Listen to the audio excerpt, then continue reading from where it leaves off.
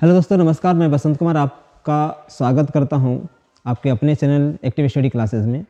और चूँकि एग्ज़ाम नज़दीक आ गया है तो एग्ज़ाम को ध्यान में रखते हुए मैंने वीडियो अपलोड करना स्टार्ट किया है। तो चलिए आज हम लोग 5 क्वेश्चन कवर अप करेंगे इस वीडियो में और देखेंगे कि इसमें से जो इम्पोर्टेंट सारे जो भी क्वेश्चंस हैं वही सारे क्वेश्चन को मैंने लेकर के आए हैं। ठीक है, तो पहला जो क्वेश्चन है वो 0 और 50 के बीच में विषम संख्याएं हैं। कितनी संख्याएं हैं? ऑप्शन नंबर ए 26, 25, 27 और चूँकि 24 है, डी में 24 है। तो इसमें हम लोग क्या करेंगे, इसको सोल्व करने की कोशिश करेंगे कि 0 और 50 के बीच में जो विषम संख्याएं हैं कैसे निकाली जाएंगी। क्योंकि विषम संख्याएं दे या सम संख्याएं दे, सभी तरह से क्वेश्चन चाहे जैसे घुमा के दे, आपको समझने की कोशिश करनी है कि इसको हम लोग कैसे सोल्व कर सकते हैं। क्योंकि ये रटने वाला तो विषय है नहीं, मैथ को हम लोग रट करके जैसे है वैसे एग्जाम में टिक आउट कर लें। ठीक है, तो इसको बनाने की कोशिश करेंगे। तो ये जो क्वेश्चन है बहुत आसानी से बन जाएगा। कैसे? तो ये चूँकि अर्थमेटिक प्रोग्रेशन का क्वेश्चन है, ये एपी का है। तो एपी में हम लोग पहले पढ़ेंगे, पहले ये समझ लेते हैं कि विषम संख्याएँ। ठीक है, चूँकि विषम संख्याएँ की बात की गई है क्वेश्चन में, विषम संख्याएँ क्या है, तो विषम संख्या समझेंगे। तो चूँकि बहुत छोटे क्लास में हम लोग पढ़ते आ रहे हैं मैथमेटिक्स में कि विषम संख्याएं वह संख्याएं जो 2 से पूरा डिविजिबल नहीं होता है, वो संख्याएं विषम संख्याएं होती है। तो यहाँ पे विषम संख्या हो तो समझ गए कि ये डिविजिबल नहीं होती है 2 से पूरा। ठीक है, तो अब आते हैं 0 से 50 के बीच में। तो 0 से 50 के बीच में कौन कौन संख्याएँ होंगी? तो 0 से 50 के बीच में संख्याएँ जो हो जाएंगी 1 तो डिविजिबल नहीं होता है। 1, 3, 5, 7, 9, 11 डॉट करके कितना 49। ठीक है, ये 49 हो जाएंगी। ठीक है, तो अगर इसका हम लोग देखें तो ये हमारा क्या होता है, पहला पद होता है। पहला पद को हम लोग ए से डिनोट करते हैं और जो दूसरा पद है वो A2 से डिनोट करते हैं, यानी कि A1 और A2। ऐसे A2, A3, A4, A5। ठीक है, ऐसे आगे तक चला जाएगा। ठीक है, तो ये समझ में आ गई, इतनी सारी पारिपाटी समझ में आ गई होगी आपको। आगे बढ़ते हैं हम लोग। इसका एक फार्मूला होता है निकालने का, डी भी निकाल लेते हैं। चूँकि डी निकालने का फार्मूला क्या होता है, A2 माइनस A1, यानी कि नेक्स्ट पद में से पहला पद को माइनस अगर कर दें हम लोग तो क्या हो जाएगा, हमारा डी निकल जाता है। ठीक है, यानी कि डी यानी कि सारवंतर निकल जाएगा। तो हमारा कितना दिया है 3 और ये 1, 3 में समझ जाएगा 2, तो 2 हमारा क्या आ गया, डी आ गया, यानी सारवंतर हमारा कितना आ गया 2। ठीक है, अब हम लोग फार्मूला से निकालते हैं। फार्मूला क्या होता है, चूँकि निकालना है 50 के बीच में, यानी कि n हमारा क्या हो जाएगा, n कितना हो जाएगा, n बराबर फार्मूला होता है a plus n minus 1 into D होता है। ठीक है, तो a बराबर कितना दिया है हमारा, a बराबर दिया है 1 प्लस n क्या दिया है, n हमारे यहाँ पे नहीं पता है। 1 हमारा according to the questions, d हमारा क्या हो जाएगा 2 हो जाएगा। ठीक है, ये हमारा कितना दिया है, n 50। ठीक है, तो ये हमारा क्वेश्चन के अनुसार ये हमारा इतना फिट बैठ गया। अब क्या करेंगे, चूँकि ये मल्टीप्लाई में है तो इसको क्या करेंगे, डिवाइड करेंगे। तो 50 में 2 से डिवाइड हो जाएगा और ये एज इट इज़ हम लोग ले करके आ जाएंगे यहाँ पे। तो 2 से कटेगा कितना, 25 इक्वल कितना बचा, 1 प्लस n माइनस 1। अब क्या करेंगे, 1 को हम लोग इसमें माइनस करेंगे। 1 माइनस करेंगे तो कितना हो जाएगा, 25 माइनस 1 इक्वल n माइनस 1, यानी कि 1 को दूसरी साइड लेकर के आएंगे तो हमारा ये क्या हो जाएगा, पहले आ जाएगा माइनस में, प्लस में है तो माइनस में चूँकि आना ही है, तो इसको माइनस करेंगे कितना होगा, 24 इक्वल n माइनस 1। अब चूँकि माइनस में है तो ये आएगा तो किसका क्या हो जाएगा, 24 प्लस 1 इक्वल n। तो कितना हो जाएगा, n बराबर 25। जो भी हमारा ऑप्शन में 25 होगा वो हमारा क्या हो जाएगा, सही ऑप्शन हो जाएगा। ठीक है, इसमें देख लीजिएगा, जो भी आपके अनुसार क्वेश्चन ऑप्शन सही आता है वो आपका आंसर सही हो जाएगा। ठीक है, तो n बराबर कितना आ गया हमारा 25, n बराबर 25। जो भी हमारा ऑप्शन होगा, चूँकि ये माइनस 1 आ गया है दूसरी साइड, तो n बराबर हमारा +1 हो जाएगा। तो 24 और 1 25 हो जाएगा। बी नंबर हमारा ऑप्शन नंबर सही हो जाएगा।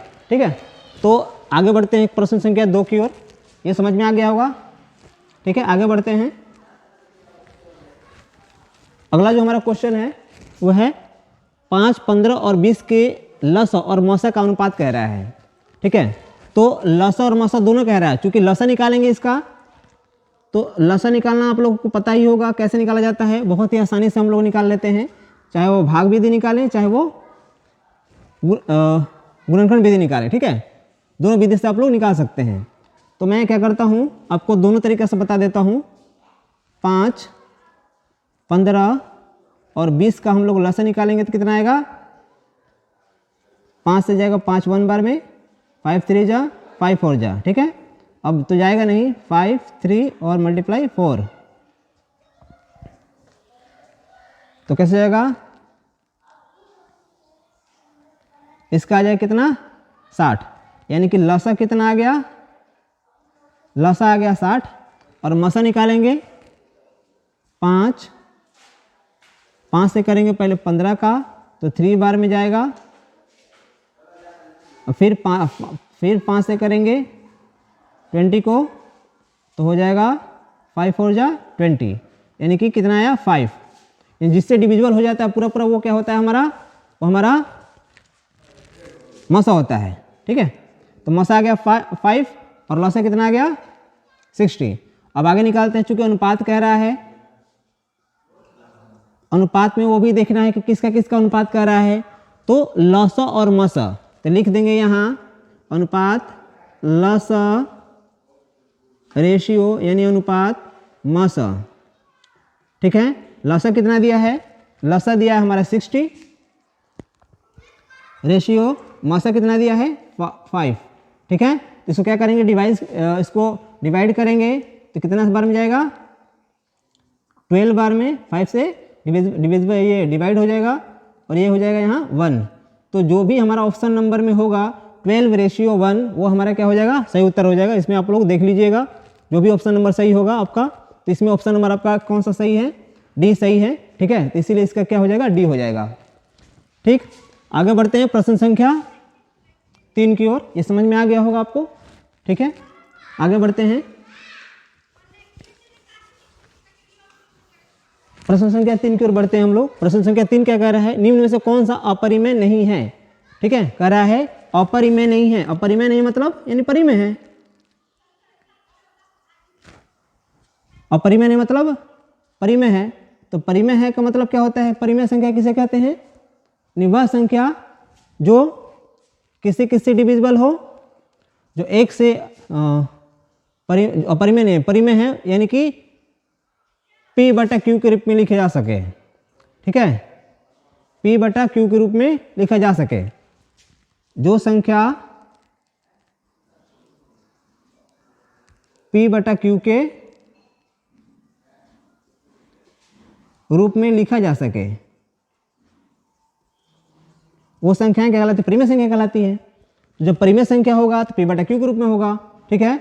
और साथ ही साथ ये किस में होना चाहिए, रूट में। ये अगर होगा तो इसका पूर्ण रूप से ये क्या होना चाहिए, इसका डेसिमल में भी आगे जाकर के कट जाना चाहिए, ठीक है। तो ये संख्याएं देख लेते हैं, ये लिखा तो जा सकता है, तो लिखते हैं। पहले देखते हैं √10।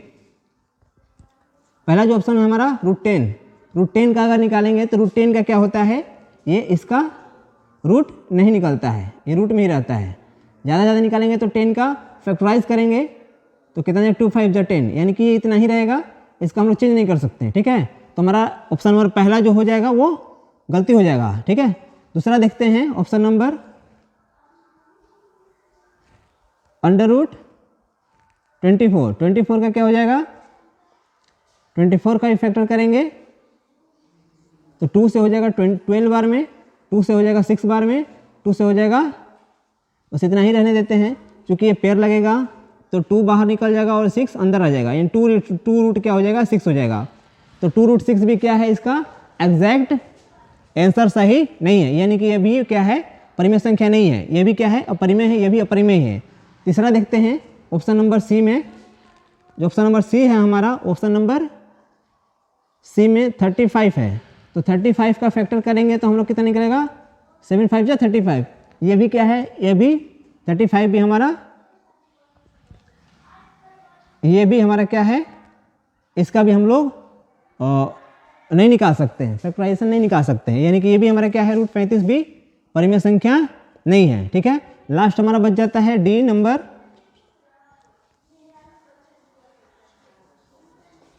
डी नंबर देखते हैं हम लोग, डी हमारा क्या दिया है, डी नंबर 125, सॉरी √121।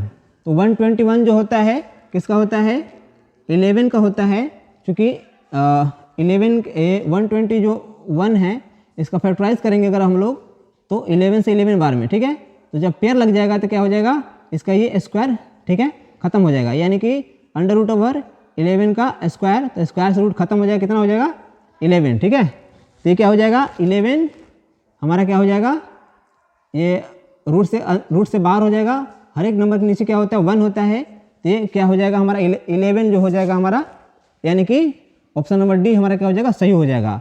इनमें कौन अपरिमेय संख्या नहीं है, तो अपरिमेय संख्या मतलब कि परिमेय संख्या है, अपरिमेय नहीं मतलब परिमेय है। ठीक है, तो हमारा ऑप्शन नंबर डी सही उत्तर हो जाएगा। ठीक है, आगे बढ़ते हैं। अगला प्रश्न कर रहा है 4 नंबर, 4 नंबर क्वेश्चन कह रहा है दो संख्याएं दिया हुआ है, दो संख्याएं में एक संख्या दिया है a और दूसरी संख्या कितनी दी हुई है 18। a और 18 का लसा दे रहा है 36 होता है और मसा कितना दिया हुआ है 2। तो a का वैल्यू कह रहा है, a का वैल्यू क्या होगा, क्योंकि दो को संख्या दिया हुआ है, ये दो संख्याएं हैं, दो संख्या कौन कौन है, a और 18 दिया हुआ है। ठीक है, क्योंकि एक फार्मूला से अगर इसको देखें तो इसका फार्मूला होता है दो संख्याओं का गुणनफल बराबर लस गुना मस, ये होता है। दो संख्या गुणनफल बराबर होता है लस गुना मस। दो संख्याएं क्या दिया हुआ है, अभी मैंने बताया दो संख्याएं a और 18 दिया हुआ है according to the questions, a और 18। ठीक है, दो संख्याएं दी a और 18 और इसका लसा कितना दिया है 36। ठीक है, इसका लसा कितना दिया है, यहाँ लिख देते हैं, लसा दिया है 36। ठीक है, तो मसा और मसा भी दिया हुआ है कितना, मसा भी दिया है 2। ठीक है, और दो संख्याएं कौन कौन है a और 18। तो दो संख्याओं का गुणनफल बराबर कितना होता है लसा गुना मसा। तो दो संख्याओं का गुणनफल कर देते हैं, a गुना 18 बराबर लसा कितना दिया है 36 मल्टीप्लाई 2। ठीक है, अब क्या करेंगे, a को इधर ही रहने देंगे और 18 को लेके जाएंगे उसकी साइड, a बराबर कितना हो जाएगा 36 मल्टीप्लाई 2 डिवाइड 18। 18 से क्या हो जाएगा 2 बार में डिवाइड हो जाएगा, तो बचेगा कितना 2 2 जा 4, a बराबर हमारा कितना हो जाएगा 4। ठीक है, तो हमारा जिस भी ऑप्शन में हमारा a बराबर 4 होगा और जिस भी ऑप्शन में हमारा 4 होगा वो हमारा a का वैल्यू हो जाएगा। ठीक है, तो ऑप्शन नंबर हमारा सी सही है। ठीक है, 4 हम लोग क्वेश्चन कर लिए, लास्ट हमारा क्वेश्चन दिया है कितना 5 क्वेश्चन देखते हैं। इतना समझ में आ गया होगा, समझ में आ गया तो आप लोग स्क्रीनशॉट ले सकते हैं। ठीक है, चलिए आगे बढ़ते हैं, क्वेश्चन नंबर 5 की ओर बढ़ते हैं।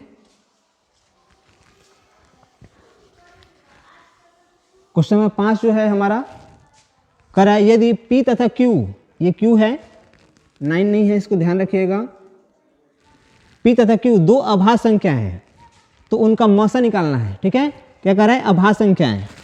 सबसे पहले जो भी क्वेश्चन में थोड़ा सा लगता है अटपटा टाइप का, उसको पहले हम लोग समझ लेते हैं, इसके बाद बनाने का प्रयत्न करते हैं अभाज्य संख्या, तब हमारा क्वेश्चन जो है बहुत आसानी से बन जाएगा। ठीक है, पहले समझ लेते हैं अभाज्य संख्याएं किसे कहते हैं, यानी अभाज्य संख्याएं क्या है। ठीक है, अभाज्य संख्याएं यानी कि वह संख्या जो एक से और खुद से कटता है, खुद से कटे वह संख्याएं अभाज्य संख्याएं कहलाती हैं। ठीक है, वो संख्याएं अभाज्य संख्या कहलाती हैं। यानी कि वह संख्या जो एक से और खुद से कटे वो संख्याएं अभाज्य संख्या कहलाती है। ठीक है, अभाज्य संख्या समझ में आ गया, जो किससे कटना चाहिए, एक से कटना चाहिए और खुद से। ठीक है, तो P और Q, इसमें क्या दिया है, P और Q दो अभाज्य संख्या दिया है। ठीक है, तो पहले अभाज्य संख्या ये इतना हो गया। कुछ एग्जाम्पल यहाँ पे मैं दे देता हूँ अभाज्य संख्याएं का, कौन कौन अभाज्य संख्याएं होती हैं। ठीक है, तो अब इसमें हो जाएगा एक नहीं होता है। ठीक है, 1 2 3 4 5 6 7 8 9 10 11 डॉट डॉट डॉट आगे तक इनफाइनाइट तक। ठीक है, तो इसमें हम लोग अगर देखें तो हमारा जो इसमें हमारा जो परिभाषा है क्या कह रहा है, वो कह रहा है कि जो किससे कटे, एक से कटे और खुद से कटे, यानी कि कम से कम दो गो उसका फैक्टर होना चाहिए। ठीक है, तो दो का फैक्टर देखते हैं, एक देखेंगे तो एक का एक ही फैक्टर हो रहा है। अब हो रहा गया दो, दो का कितना होता है, दो से कौन कौन कटता है, एक से कटता है, दो से कटता है। ठीक है, ये हमारा क्या हो जाएगा, अभाज्य संख्या हो जाएगा। दूसरा 3 देखते हैं, 3 भी क्या हो जाएगा, एक से कटेगा, 3 से कटेगा, यानी कि ये भी क्या हो जाएगा, हमारा अभाज्य संख्या हो जाएगा। 4 देखेंगे तो 4 क्या है, एक से भी कटेगा, 2 से भी कटेगा, 4 से भी कटेगा, यानी एक से 2 से ज़्यादा फैक्टर हो रहा है जिसका, वो संख्या अभाज्य संख्या नहीं कहलाएंगी, यानी कि ये अभाज्य संख्या हमारी नहीं है। ठीक है, इतना समझ में आ गया। आगे बढ़ते हैं, अगला क्या है, 5 है। तो 5 क्या है, एक से कटेगा, 5 से कटेगा, यानी कि जो संख्याएं जिस संख्याएं की 2 फैक्टर होती हैं वो संख्याएं अभाज्य संख्याएं कहलाती हैं। तो हमारा 2 फैक्टर तो यहाँ मिल रहा है, जो इस टाइप की जो भी संख्याएं होंगी वो संख्या अभाज्य संख्याएं कहलाएंगी। ठीक है, तो इसमें से जो भी आपको संख्या पसंद आए उस पसंद के अनुसार आप क्या कीजिए, 2 संख्याएं ले लीजिए, आपको लगे कि हाँ ये मेरे लिए सूटेबल है, उसी का दोनों का क्या कीजिए, यहाँ पे मसा निकाल दीजिए। मसा निकालना बहुत आसान है, आपको पता ही होगा कैसे निकालना है। इसमें क्या दिया है, मैं 2 संख्या ले लेता हूँ, एक 5 ले लेता हूँ, एक 3 ले लेता हूँ। ठीक है, तो 3 से 5 को डिवाइड मेथड से निकाल रहा हूँ मसा। ठीक है, 3 से करते हैं 3 1 बार में, फिर 2 जाएगा, फिर 2 से 3 यहाँ पे आ जाएगा। ठीक, इसको ऊपर ले लेता हूँ, थोड़ा यहाँ दिखेगा नहीं, 2, फिर 2 को यहाँ लेकर के आता हूँ, फिर 3 को यहाँ लेकर के आता हूँ, फिर 1 बार में, फिर 2, फिर 1 से 2 बार में, यानी किससे ये पूरा किससे डिविजिबल हो रहा है, 1 से डिविजिबल हो रहा है। ठीक है, यानी कि आप किसी भी अभाज्य संख्याएं की, अगर आप किसी भी 2 अभाज्य संख्याएं अगर लेने के बाद में उसका मसा निकाले तो उसका कितना आता है आंसर, 1 ही आता है। ठीक है, तो आप ऑप्शन में देख लीजिएगा कि इस ऑप्शन में कौन सा सही है, वही तो आपका आंसर हो जाएगा। ठीक है, तो इसमें अभी जो आपका ऑप्शन है सही कौन सा, डी, क्या है, डी ऑप्शन सही है। ठीक है, आज हम लोगों ने कवर कर लिया कितना, 5 क्वेश्चन कवर किया, और ये जो भी क्वेश्चन इसमें मैंने टिक आउट किया है ये बहुत ही इंपॉर्टेंट क्वेश्चन है आपके एग्जाम की दृष्टि से। तो ज़्यादा से ज़्यादा कोशिश कीजिए कि देखें और बनाएं, इस तरह से जो भी क्वेश्चन आएंगे आना ही आना है इस तरह क्वेश्चन। ठीक है, तो आपको टिक आउट करके आना है सही से। ठीक है, धन्यवाद।